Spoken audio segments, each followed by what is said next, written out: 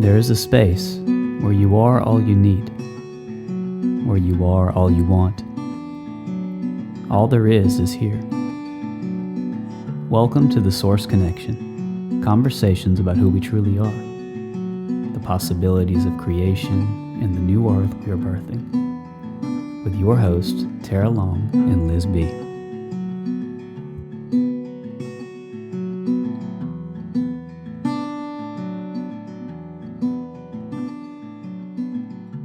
Hello. Thank you for being here. Welcome. You guys know us, I think, by now. My name is Tara sometimes, and I'm here with sometimes Liz. And we're coming to you today with part 2 of our Q&A. So that basically we're going to be asking each other questions, burning questions. And if you guys have questions for us, we always invite you to ask us. You can ask us here, whatever platform you are watching or listening, or you can send us an email at thesourceconnection@protonmail.com. So before we get into our burning cues, let's have some silence for a few moments. So wherever you are, just go ahead and get as comfortable as you can or as you'd like to in this moment. It's relaxing the body. You can close the eyes if you'd like. And feeling the muscles of the face relax.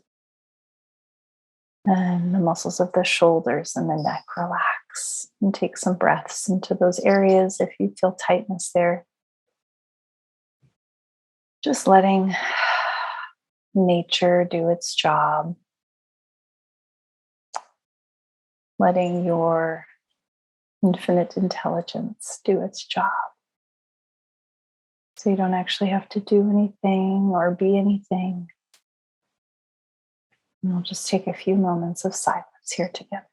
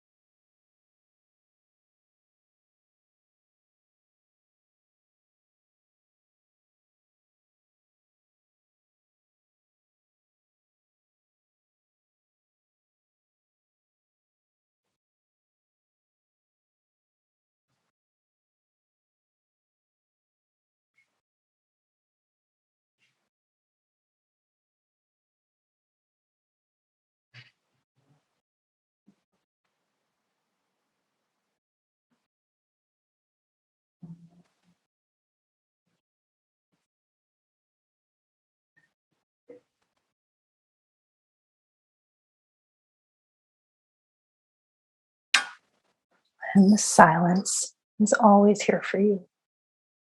Just remember, it's always here for you whenever you need it, whenever you want it. Always here. So you can take another breath if that feels good. Move anything that needs to be moved. Ooh, back to the space with us.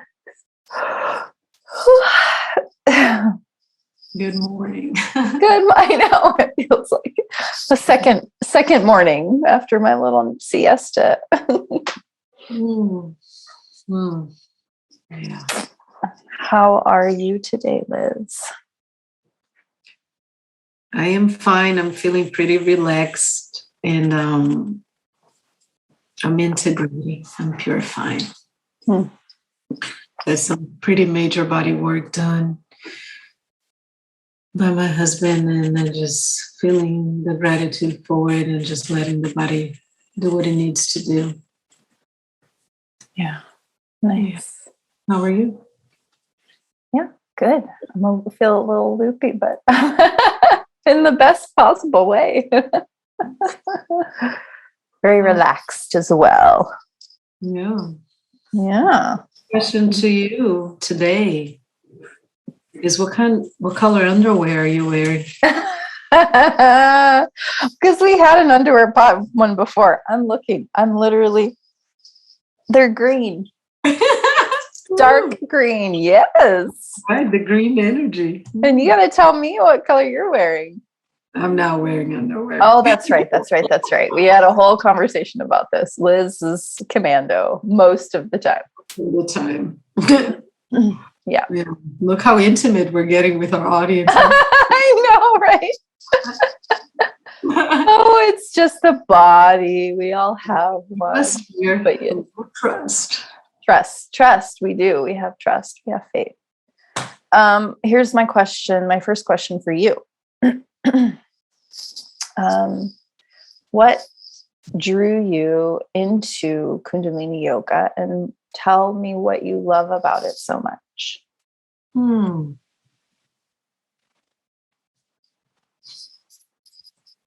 Yes, I could answer that question from several different perspectives. I will answer it from the perspective of the carrier of that lineage. And I didn't know it the first time I did it, or the second time, the third, fourth, fifth. It took me actually a while to realize, after the first contact in this experience, in this life with it. I think it had to be a slow process of remembering and connecting, and unlocking that possibility. It's so powerful. And so it came to me first when I was pregnant. I used to do yoga at a place, and they had different kinds of yoga, and then they had Kundalini Yoga. And I remember just being really fascinated by the breath work, the mudras, and I'm like, this is beautiful. But what stayed with me were the mantras. Those mantras were with me throughout my pregnancy, birth, everything, and ever since. And then a few years later, I started practicing regular hatha yoga daily. I developed a practice of yoga. And then I was traveling. My husband was intrigued by the idea of men's work. And I saw, it just came to me who I would like for us to have on the podcast, because he's going to come up soon. Okay. So my husband was interested in men's work, and I happened to see this guy's post. His name's John Weiland. And he was talking about this thing he was doing on the weekend, this men's intensive whatever thing. And I said, you may want to check this out. It's happening this weekend. And so my husband goes, and it happens to be like a group of men who have been meeting for a while. It was not like an open thing, whatever thing, right? But they welcome him, and it's fine. Yeah. And, really was blown away by the experience, and just, being in a collective of conscious men, really honoring themselves and looking within. And so gets to look into more of the work that John did and still does, and goes, I think he would dig his girlfriend. And I said, why do you think? She does Kundalini Yoga. She has a book. I don't know. I just think he would like. And so at that time, he was dating this woman called Guru Jagat, who recently actually passed away. and transitioned. And I was like, oh, cool, yeah. So started to kind of dip my toe back into it, read her book, and started picking up little practices here and there. And just decided, like, I'm just going to start practicing Kundalini Yoga again. And I did that for about a year or almost a year and a half by myself, just on my own, doing my own practices. And I started doing it because I was already on the daily with Hatha and Vinyasa. And so I was just like on that daily routine. And so I just adapted that to Kundalini Yoga. And then decided to go take a class at a place called Yoga West, close to me, which is the home of Kundalini Yoga in the West. And I got in there and I was waiting for class to start, and I started to see all kinds of things and hear all kinds of things. It was a pretty mystical experience. And I knew there was something in that particular space that was also mine. And from there, I just continued to take, classes once a week, but I was still doing my practice every day. And then after a while of that, I said, I think I want to do the teacher training. I don't want to teach. I don't want to teach Kundalini Yoga. I want to understand more because everything made sense to my body, to my emotions, but I wanted the mind part, right? I wanted to digest it through the mind. And so I took the training, and I remember when we first got there, everyone sharing and talking about why they're there. And, I remember just like, I don't want to teach. I'm here to just deepen my awareness and practice. And then within maybe 3 months of the training, of 4, I was just like, how can I not want to teach this? This is powerful, and it has transformed, or shall I say, it has helped me remember so much more of what this experience is about, and also to have a relationship with my own bodies, right? My mental, emotional, physical, energetic, pranic, auric, everything that we can think of in a much more divine and integrated way.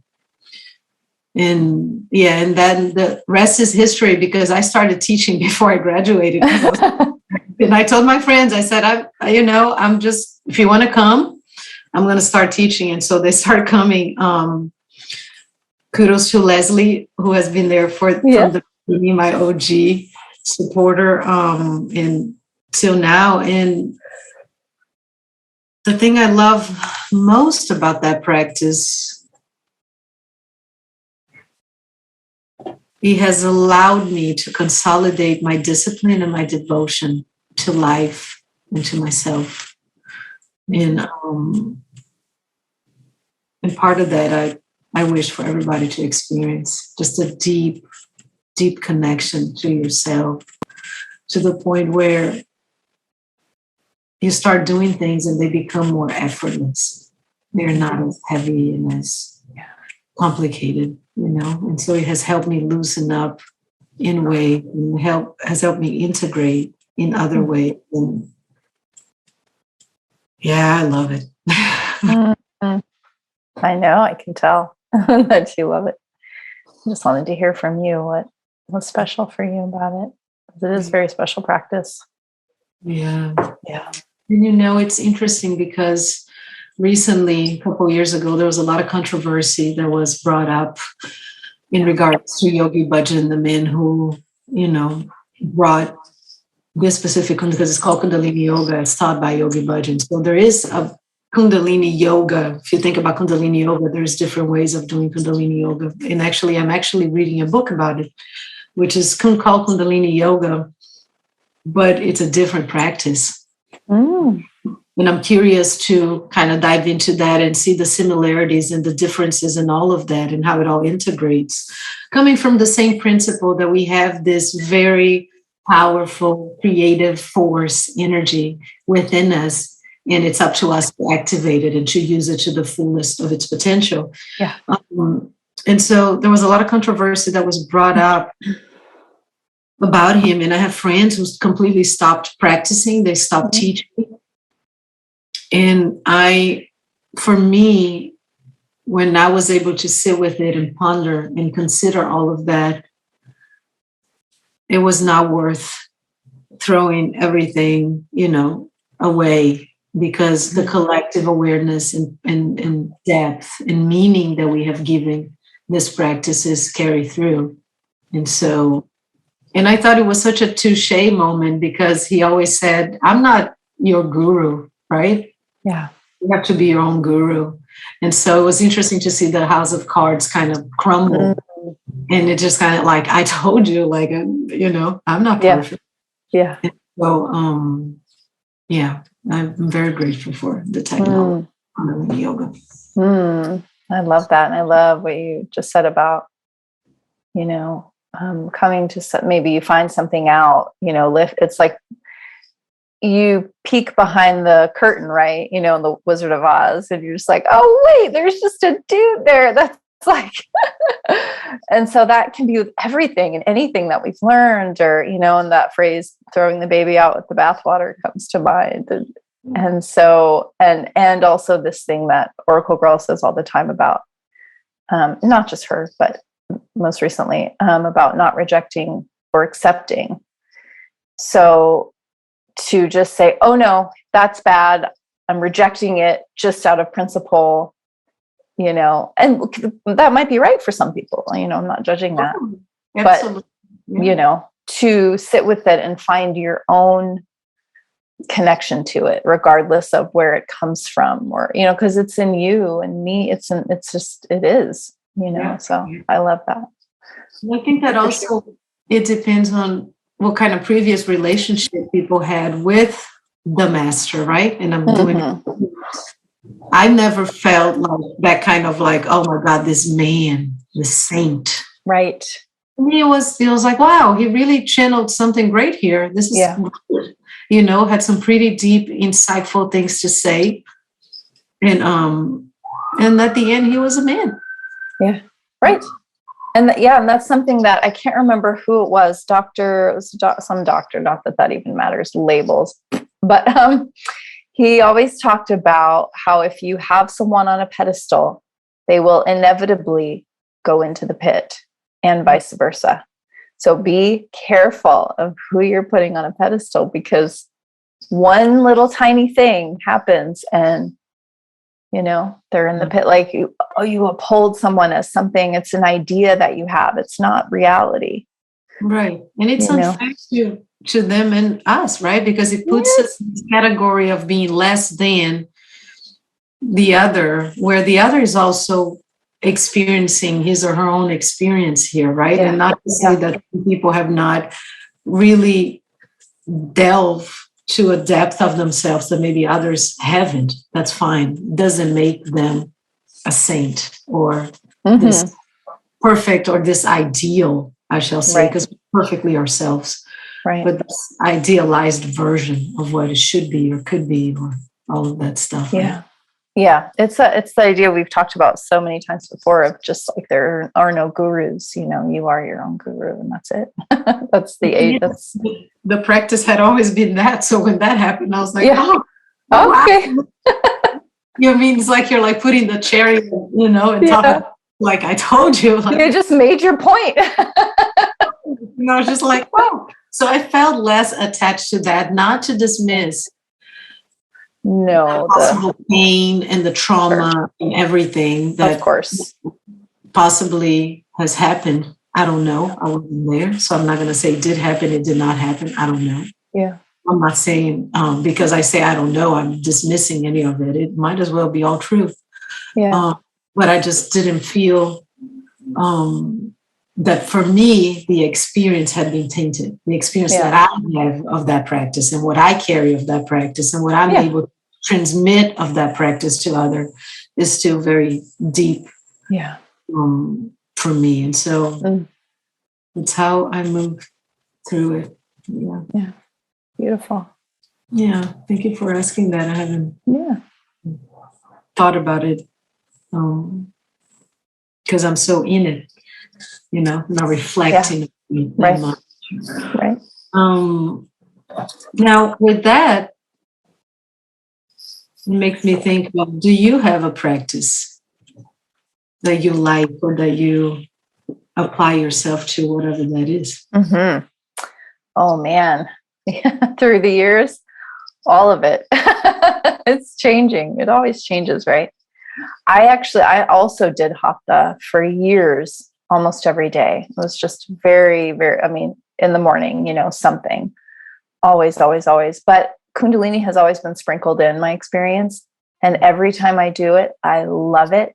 Yeah. And it's just such a different energy than any other yoga, better or worse. No, it's just different. It just taps in a very direct way to what we are. So I've always loved Kundalini. But yeah, I actually, so Hatha yoga, if we're talking yoga, meditation, all of that has been a constant in my life. Yeah. But I don't know if you noticed the last time I did your class, there were some moves I was not able to do because I've had low back stuff since we moved, which is something I'm and always in an investigation. I mean, not forcefully, but like always letting more information come about that. So that's one thing that I haven't done as much as I normally do, which is fine. It's what my body's doing right now. But yeah, so. Well, I'm glad that you also take charge, right? Because the point of, to me, all those practices is to find yourself in it. And so sometimes the body is not at that moment designed to do something a certain specific way that, you're being instructed to, but there's a wisdom of the body in that moment to adapt and attain, to whatever capacity it can. And I feel like that's the beauty. I have one student who has been dealing with hip issues for a while, pelvic issues, and to witness her in class, it's so graceful. She had told me, I have this specific issues, and if you notice anything, and you can, feel free to tell me, but I just wanted you to know. And I said, I want you to take charge as well. Ask me questions, but also listen to your body, right? And she has really taken that, and it's just so beautiful to watch her adapt herself to the movements and continue to find the flexibility in every moment, and also with the continuous practice to find different depths of herself and to feel the expansion and the easing in certain areas of the body. It's really profound. Yeah, it's such a experience of trusting yourself, surrender and trusting yourself and trusting your wisdom, your authority, because it is the only one that matters. The only one. Only thing that matters is your own authority. That's it. That's it. There's nothing else that really can come before that. And I think that we are in the renaissance of that. Yes. Right? It's so beautiful to watch. Just remembering that the body does nothing against us ever. Ever. That we've been conditioned to distort what the body is doing, to feel that, to interpret it as the body doing something against us. And it's something wrong. Yeah. Wrong, and it never does that. It's never the case. Not in one case, not one time ever. It's just for us, it's adapting, it's healing, giving us messages. Every moment. And just how that changes everything of your experience, because when you experience a headache with that frame of mind, it changes your experience of a headache. Yeah. When you experience cramps, whatever it is, completely different. Yeah. You're no longer trying to fix it or make it go away, or, I mean, maybe in the immediate, there might be instances where you need relief in order to, I'm not judging any of that, but, it's just a whole new world opens up and you're like, wow, my body is my friend and it's working with me in this moment. And what is there anything that's needed that I can do, or is it just to let it all unfold or whatever? I mean, there's so many different options. But yes. Richness. The richness. Okay, here's my next question. I didn't even finish the question because I don't know where I wanted to go with it. But this is, but we'll see what you say. if you knew that you would live in this body for 1,000 years, ... I just want to know what you have to say to that.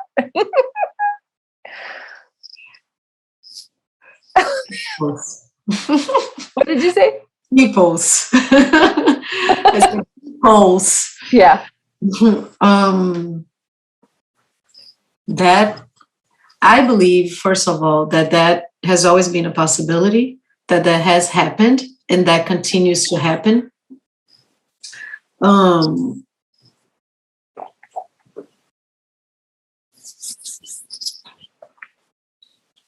very grateful for my body. I'm grateful for the physical expression of my body. I'm grateful for the ways that my body teaches me to be myself. I'm grateful also for the multitude of bodies that constitute this body. And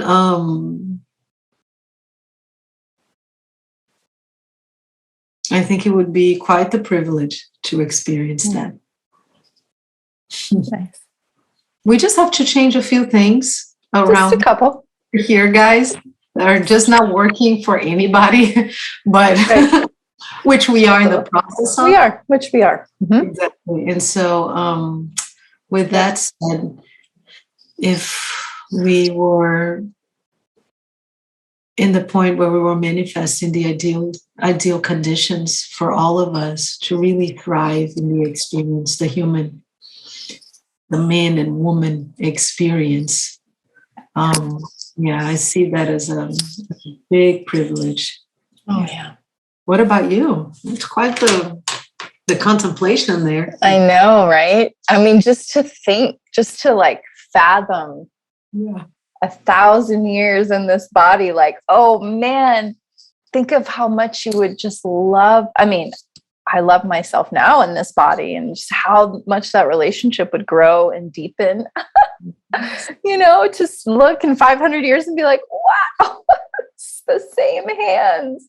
The just trippiness of it, just in thinking about it, trips me out, because it's like real and unreal all at the same time. And it's just, but yeah, wow. I mean, I feel like that would be at a level where we were existing in our bodies in a completely different way. Exactly. It wouldn't be like, oh, I have this body. It would be like, the body's here and I'm just, you'd be like unlimited, like really the lack of limitation in that way from the body would have to be there if you're going to be here for 1,000 years. Right. Yeah, the body wouldn't feel like such a tight meat suit. Yes, exactly. It would shift. It would change. I know it. And we'd be lighter. Yeah. Yeah. Yeah. It has to be lighter so it wouldn't decay as quickly. Right. Exactly. Or even, and let's propose this, also the idea of decaying and aging and all of that, it's a construct that we have subscribed to. Yes.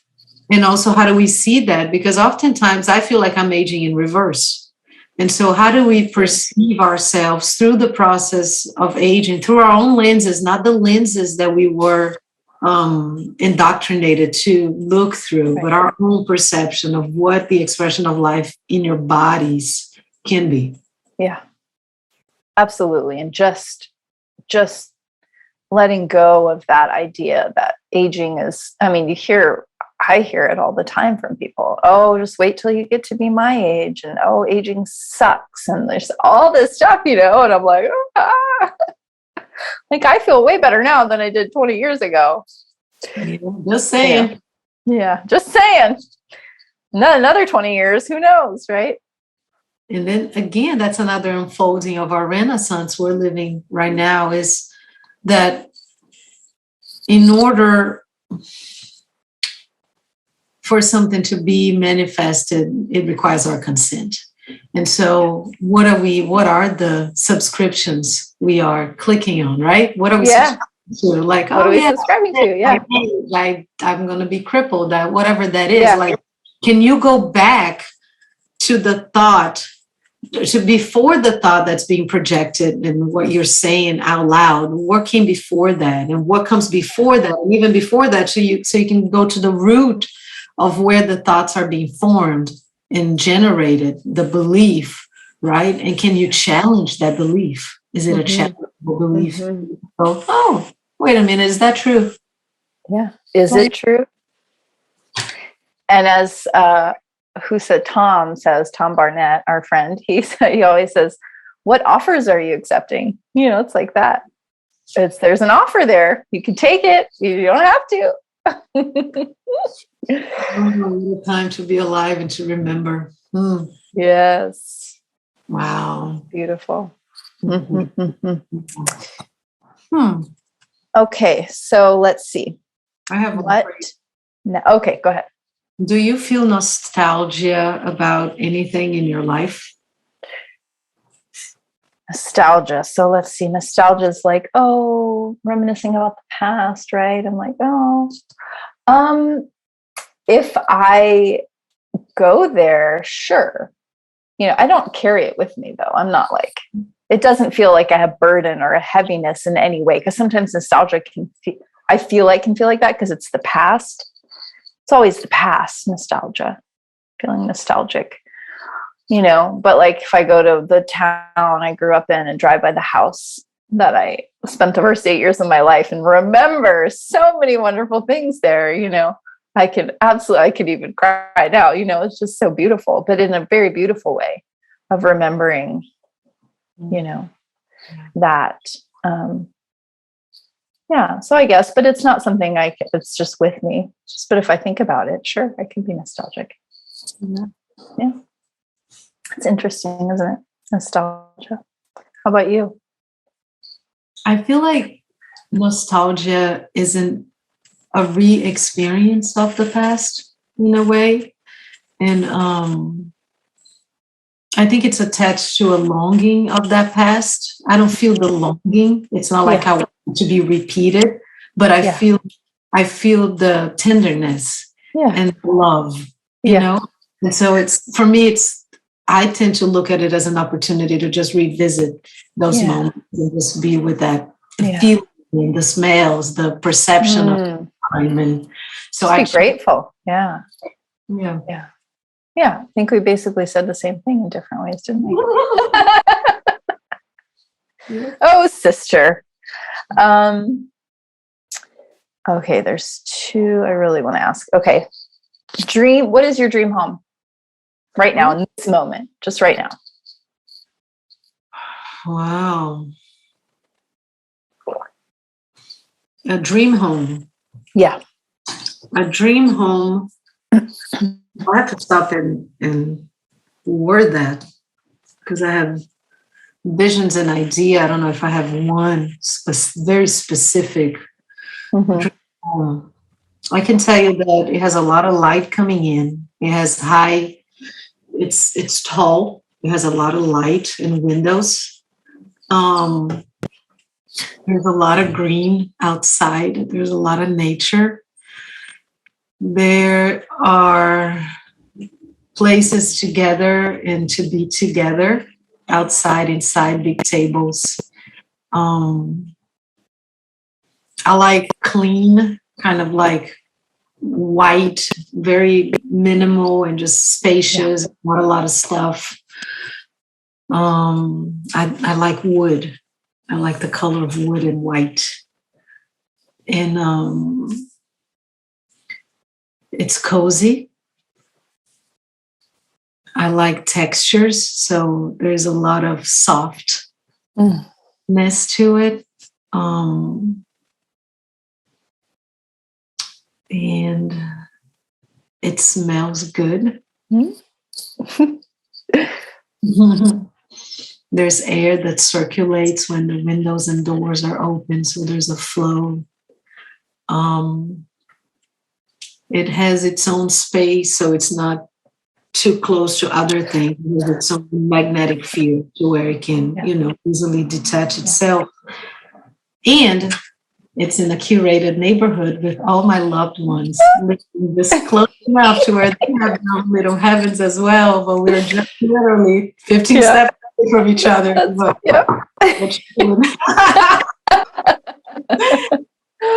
But, yes.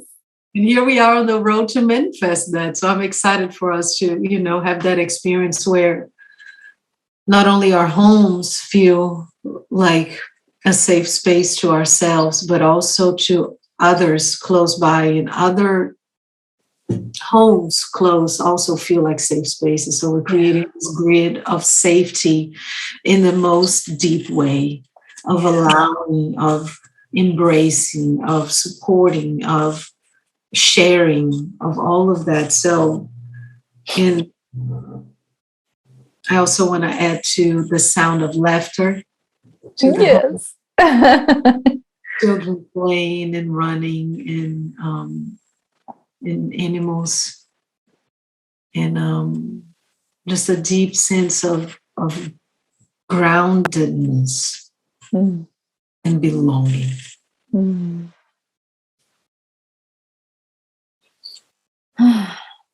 Yes, and so it is. Amen. You basically just described my dream home as well. Yes, I did. Basically, like everything out. Yeah. Yeah, just reflecting each other's. Yeah, right. Totally. So you don't even need to answer that, huh? Nope. I don't need to answer it at all. I have one for you. Okay.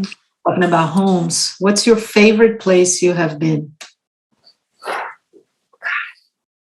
Someone asked me this the other day. Because we were talking about all the different places I've lived, and she said, what was your favorite place you've ever lived?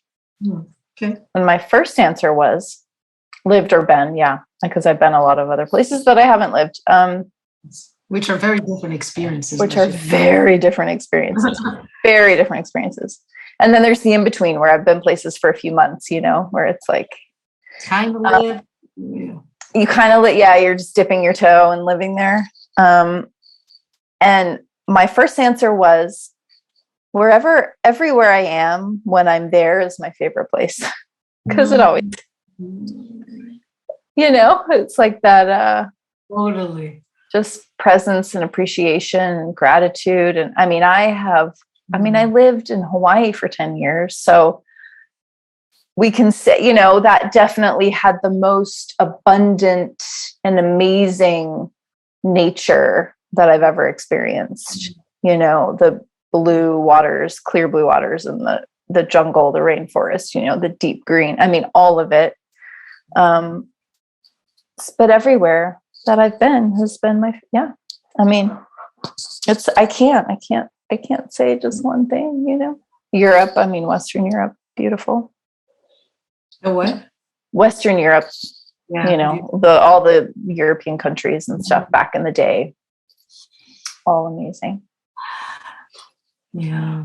Have you had that feeling when you traveled, or when you reflect back on your travels, that it's just one big human family? And you go all different places, but at the core, like, we all want the same thing, and it's just different little flavors. Like, it's spicy and it's sweet, and then the other one's a little right? Yeah. I mean, travel, there's nothing like travel to immediately broaden your perspective of everything. There's nothing like that. There's nothing else that replicates the experience of travel to a place where everything is, seems like foreign to you, right? All the ways, the food, the culture, the language, all of the things. So you're suddenly like out of your comfort zone, and it's like, oh, wow. I mean, every time in a new place, it's like people live this way. But yes, of course, at the core, it's all the same, but there's just all these flavors. And it also really has connected me deeper to myself each time, because each time there's a deeper root of what's home, and it's always just here, right here, me, no matter where I am, no matter what's going on, no matter if I'm sleeping on someone's couch or in the lap of luxury, What is the most exotic place you have been that were most different than everything that you had seen, that you're like, whoa? China is definitely the most different, right, than the Western world. Completely, yeah. Asia, other places in Asia, Bali, yeah. I would say that. How about you? Japan. Oh, yeah. Yeah. Yeah. I think that also, I'm going to point this out, right? Because the alphabet's different. So you're looking at signs and, and I explored outside of Tokyo a little bit. So when you are in the major conglomerates, I would think that there's a little bit more guiding direction because now they have, the Japanese letters, and then big signs will have like something that you could actually read, right? To where man who I was traveling with at a time had been going for many, many years. And he said, there wasn't such a thing. You needed a guide because otherwise it would be lost. Yeah. Right? You would look at the map and go like, but everything looks the same. So I don't know. What does it say? Yeah. So I think just that alone is just so like the nervous system is just really like, whoa, what is this? Right? Everything is different. That basic premise of like, I can't read anything. I could be going that way and that could be that. And I could think I'm going the other way, everything. But one thing that really struck me in Japan was the overall attention to detail that was presented. And just that alone to me was something I hadn't seen before. And so everything was crafted in a way that, I'd buy food and the plate would come with carrot flowers and strawberry, like cute bouquets or whatever. And I hadn't experienced that. And I just thought, wow, what a beautiful expression of life and gratitude for beauty and art, just expression, and the potentiality of what we can do with what we're giving. Yeah. So that was really, just really different than what I had before. And even going to the Middle East, which you would think it's so different, right? Because a lot of people are covered and there's that cultural shock, but it wasn't to me as pronounced as you said, Asia, because there's just something, the language, and where I went in the Middle East, most people, if they didn't speak English, they tried. So there was a common denominator. Yeah. We were all meeting in this foreign land, but yeah. Yeah, I've heard that about Japan. It's just exquisite attention to detail and just the beauty and just everything. And I heard Tokyo is like very clean and quiet, like compared to most large cities like that, right? I will tell you that I had never seen as many people out on a regular day on the streets. One of the major like avenues in Tokyo. It was just a sea and ocean of people that I was just like video camera, and I was like, oh, I've never seen this many people, unless it was like a celebration, a party, everyone was going out. Right. People, it was something also very particular to that place to me at that time. China as well, the sea of people. You're walking across the street, like the light turns, whatever, which good luck if they pay attention to that. But, and then it's like everybody's going and you're like, oh my God, there's so many people coming towards me. How am I going to fit? But then I was taller than most of the people there because, so I could just kind of see over everything. Wow. But yeah, I've never seen that many people in my life in any area. It's an urban area at the same time, just moving towards the same or opposite directions that you're just like, what happened? Are we still happening? Am I going to be okay? What do I do? Yeah, it's crazy. Yeah. Okay, let's do one more question and then let's wrap her up because we're coming to we can go as long as we want, but But we don't want to bore you. We don't want to bore you with our burning questions for each other. Liz, what are your gifts? Ooh, well, we're going to close it with bow. Bow, not bow. Wow. What are my gifts? Mm.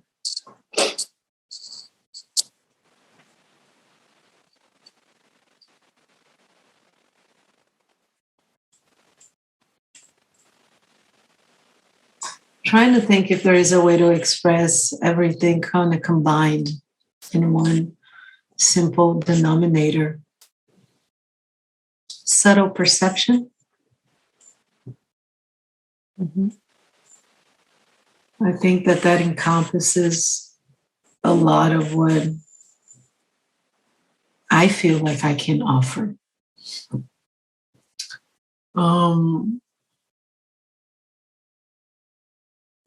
The gift of presence and loyalty, integrity, honesty.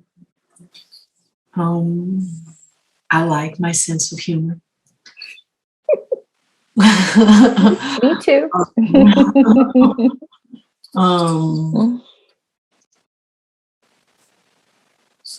My nourishing abilities. This is an interesting question because I'm having to reflect and almost like talk about the cool things about me. And it's always an interesting place to be, right? How much do we just allow to just recognize in ourselves, like who we really are? Own it. Yeah. My ability to, again, with the subtle perceptions, just be so present that what sometimes seem tricky to other people or complicated to me becomes very easy because of that deep connection, right? And just that knowing moment, clarity. I like to think that I'm a good dancer. I'm just teasing. No, you're not. You are a good dancer. The gift of organization and yeah, I'm very good at putting things where they belong and creating that spaciousness, not only outside but internally as well. It sometimes can be tricky because being so multifaceted as we are, compartmentalized, it sometimes has its own downfalls.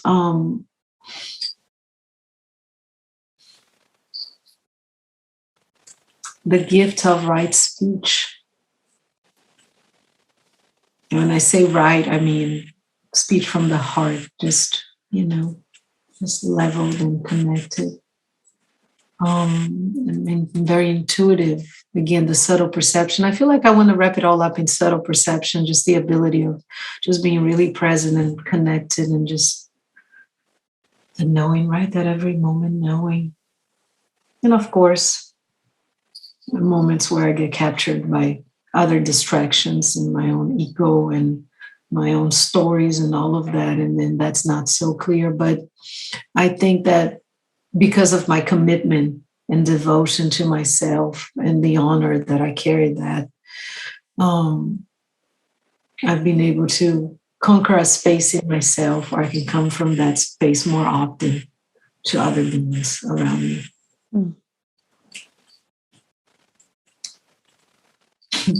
Yeah. And I would say that is just a fraction of your gifts, my sister. Me. I'm a good vegan baker as well. Yes, you are. That blueberry cake you made. Oh, honey, that was so good. Saying that, yeah, and it's just again that remembering, right? Remembering of who we are and why we're here. And I think I have the gift of sound. And again, I talked about speech and my ability to just really synthesize things and translate that, through sometimes musical expression or voice in whatever shape that comes. And something that I've been getting in touch with more and more again that has kind of been put aside a little bit due to life circumstances. And I'm a great performer. And I miss my stage days. I want to see it. I want to see that. Oh, it's so fun. I feel like that's one place, when people say like, oh, if what you do in your life and that you can just like completely, it's almost like you are no time taken from all your life in that space. I don't know how to explain it. For me, it's always been the stage. There's something about that place for me that is very transcendental. Yeah. What about you? Oh, goodness. Go away without you. I know. And this this is the invitation for all of our listeners, is to say out loud to yourself or to someone else what are your gifts, because we all have them. We all have so many, and we forget, and we get real hard on ourselves,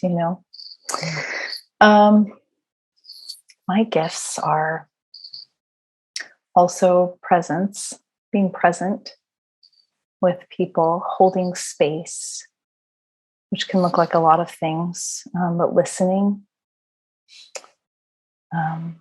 I've been told that my presence is very calming and relaxing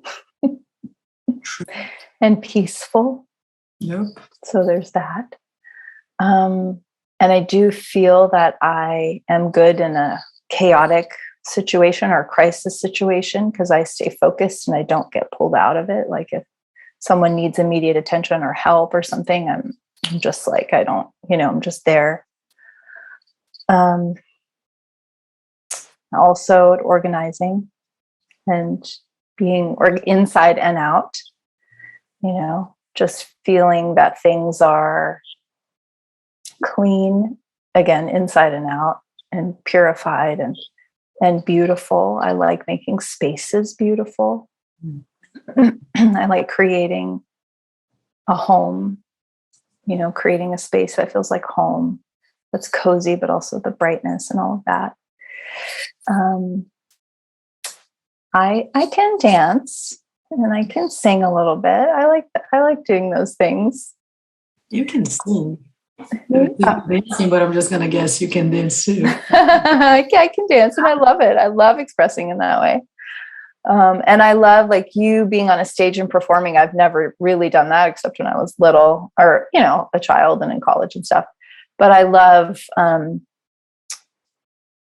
I think I'm a good leader or guide to a group of people, and helping them move through something, a certain whatever is wanting to be taught or shared. And I'm good at questioning people in a way that lets them uncover the truth for themselves. Yes. And I'm becoming a better cook because I'm enjoying it more and more as time goes on. Oh, nice. Yeah, I like that. Mm-hmm. Yeah. And crypto, that is a new skill. I don't know if it's a gift, but it is a new skill I'm acquiring. And I love helping people with, surprisingly. That's awesome. Because it's not just about the logistics and the details of this and that, which I'm not really into that, even though I can do it. I love helping people expand themselves to something that was previously seemed impossible, or like, what is that? Or this is this whole new world that, like, what? It's like, yeah, you can do it. Like, you can do this. And it's so fun. I love that. Yeah. Yeah. I think that we're both very good at helping people remember. Yes. Above all, I think we're both very good at helping people remember who they are and what they are, and that space of you, that is really all you are. That is so, so simple. Wow. So simple. And with that, I propose a challenge to our listeners. Please do a video. Wow, I've never done that before. Do a video of yourself talking about your gifts, and maybe you would other people will be surprised that they never knew that about you. And hashtag the source connection and hashtag it's so simple. And hashtag my gifts. My gifts. Hashtag it's so simple. Hashtag the source connection. Writing this down. I thought about doing this challenge on Instagram, and then here we are doing it. It's gonna tidal waves, man. Everybody recognizing their gifts, because once you get started, there's so many. You have so many. We all have so many. Yeah, you can do a 3-part series if it just keeps going. But I will say at first, you may feel uncomfortable talking about yourself that way, because we've been conditioned to, kind of underplay a little bit and just this and that. And just, But this is the Renaissance, people. Yeah. This is the time where we claim our true potential. We claim everything that we are. Power. And there's no shame in that. And it also empowers others to do the same. And can you imagine a world where everybody knows their worth? Yes. Everybody knows their power, their strength, their capacity, the possibilities. That's the world I'm living in. Yes, baby. That's the world we're living in. Know your value, because you are the value. Yep. Right? What was that third hashtag? My gifts, the source connection. It's so simple. It's so simple. Oh my goodness. Yeah, guys. So please do that. You can even send us your videos if you want. And maybe we'll put together a compilation. How fun. If we get enough videos of people. Don't be shy. Don't be shy. Everywhere. We have messages from everywhere. So don't be shy. Let's start this tidal wave. Let's start this tidal wave. Yeah. Even if you just say one thing. Yes. Yes. Great. Thank you so much for being here today. Thanks, everyone. Bye. Bye.